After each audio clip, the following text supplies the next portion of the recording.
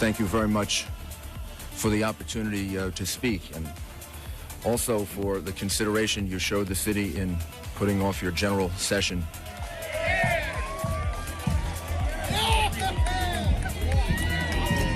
Goal means you have to know where you're leading people to. You can't lead people unless you announce a goal, because they don't know how to follow you. You have to tell them, where are we going?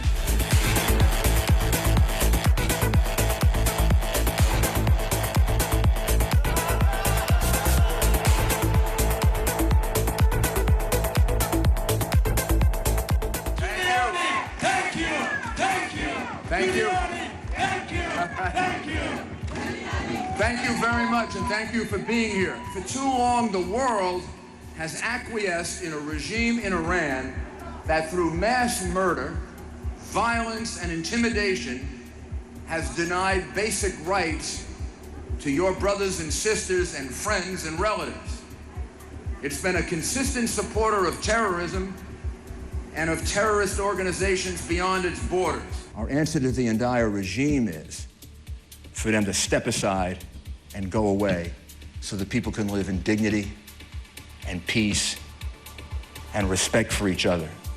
You have a great civilization, one of the greatest and one of the oldest. It's a civilization about which you should be very proud. It's a great honor to be with you, and thank you very, very much. I'm very impressed with this tremendous outpouring. And how about we follow an Arab Spring with a Persian summer?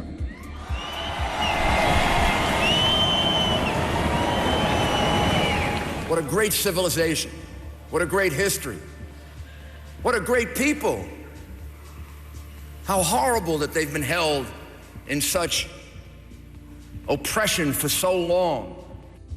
Everyone says, well, Iran will be deterred because we can attack Iran if Iran uses nuclear weapons. But Iran will use nuclear weapons and then deny using it.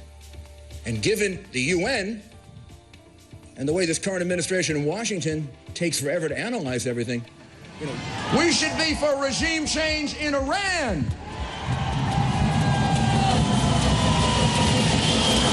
A couple of years ago, your brave people stood up in resistance. So regime change is the right answer. And regime change is possible.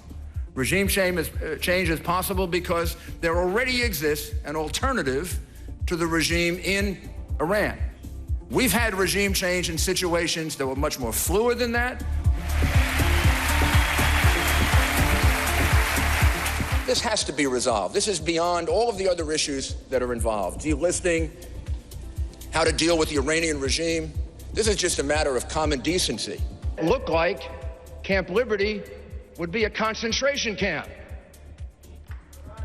When I met on, I believe it was July 1st of 2012 with Martin Kubler in Paris, with Judge Mukasey present and a number of our colleagues, he was insulted that I called it a concentration camp.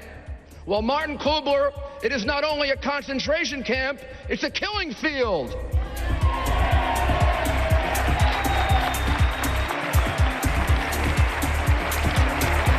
A word to the people listening at Camp Liberty.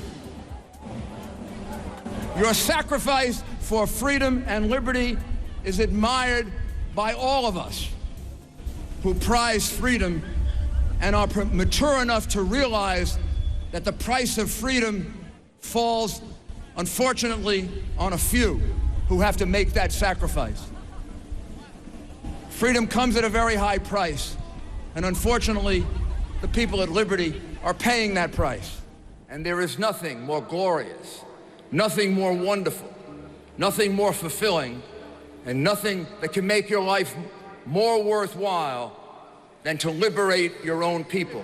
They need one thing. They need one leader. They need one action that will move them forward. And you, the women of Iran, the women of the Middle East, the women of the world, you can lead this.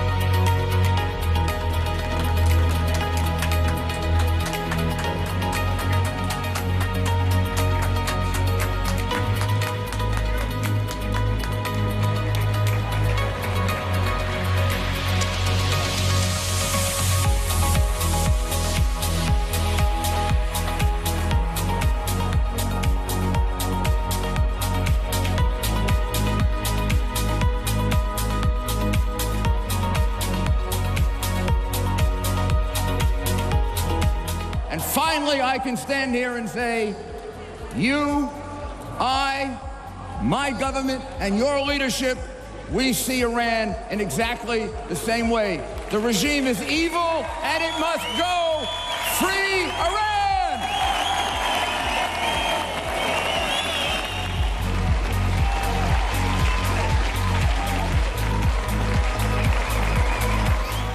And like we've lost people at Ashraf and at Liberty, Camp Liberty, the concentration camp Liberty, we've lost people in Iraq over the last couple of months, and all of them are equal sacrifices.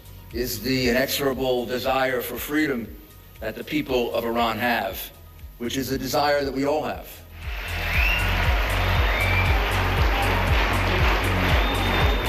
And as a statement of our support for your movement for freedom and our belief in you, Republicans, Democrats, people who have very differing political opinions agree on one thing. The mullahs must go, the Ayatollah must go, and it must be replaced by a democratic government.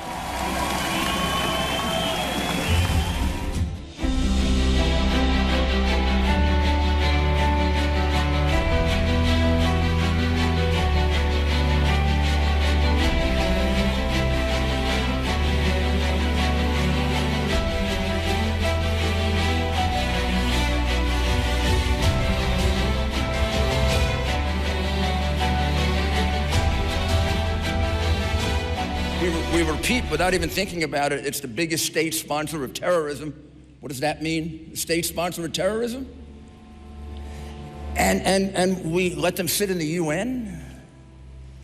We actually talk to them like they're human beings? And they're the biggest state sponsor of terrorism? Somehow we don't equate these things, or some of our people don't. It's our job to equate them. It's our job to make sure this message gets out.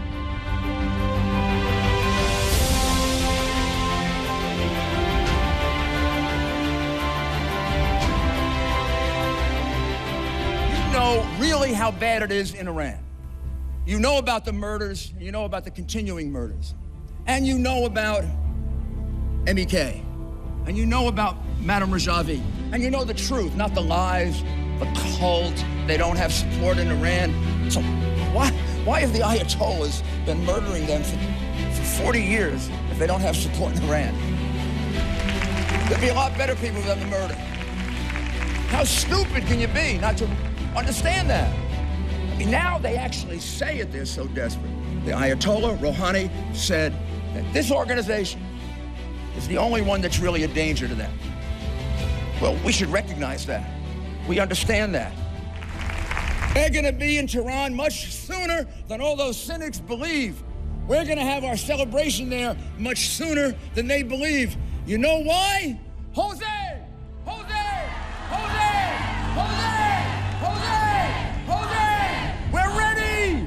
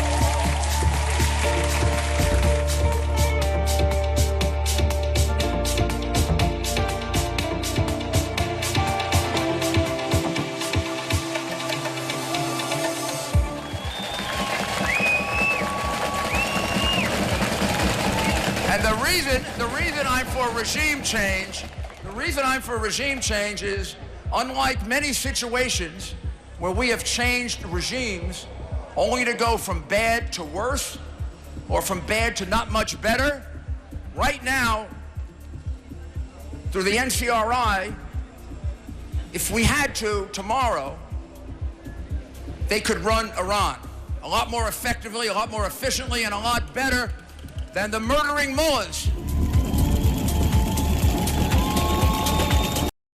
You could stand up a government.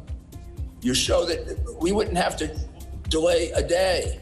It is my pleasure on behalf of 31 of your very, very loyal, long supporters in the United States, including, of course, Bob Torricelli, Joe Lieberman, and all of the others who are faithfully with you every year and then whenever needed to help with this great cause.